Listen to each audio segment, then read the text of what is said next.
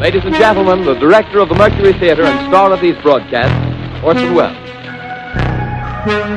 We know now that in the early years of the 20th century, this world was being watched closely by intelligences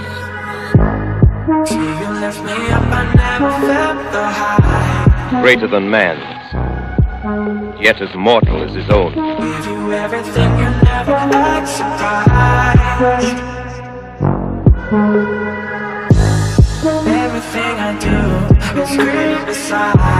With infinite complacence, people went to and fro over the earth about their little affairs.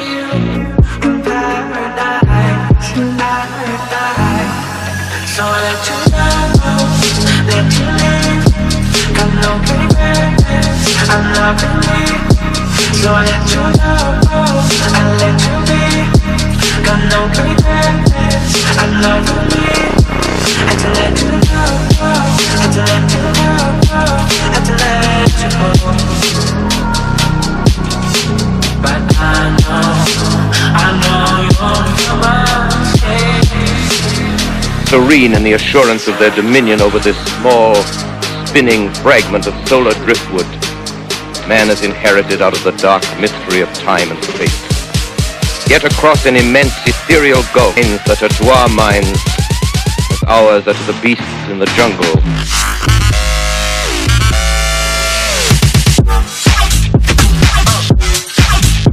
Vast, cool, and unsympathetic, regarded this earth with envious eyes. So I let you.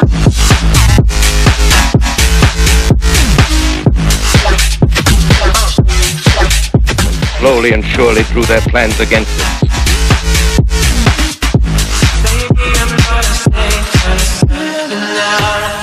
In the 39th year of the 20th century came the Great Disillusionment.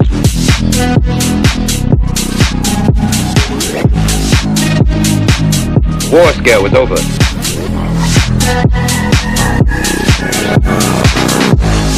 The Crosley service estimated that 32 million people were listening in on radios.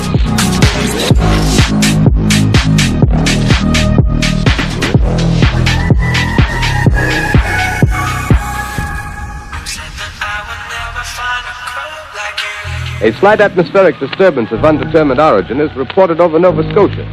Reports observing several explosions of incandescent gas occurring at regular intervals on the planet Mars. To keep an astronomical watch on any further disturbances occurring on the planet Mars.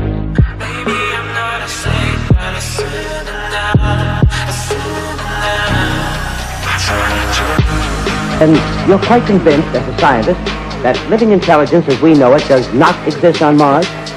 Say the chances against it are 1,000 to 1.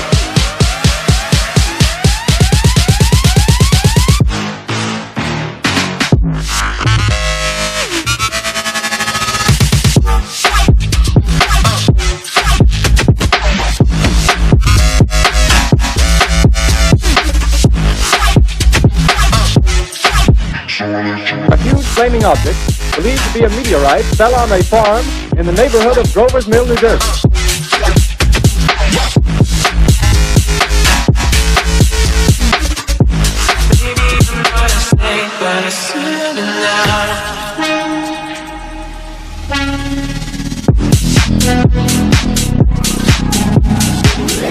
The flash in the sky was visible within a radius of several hundred miles.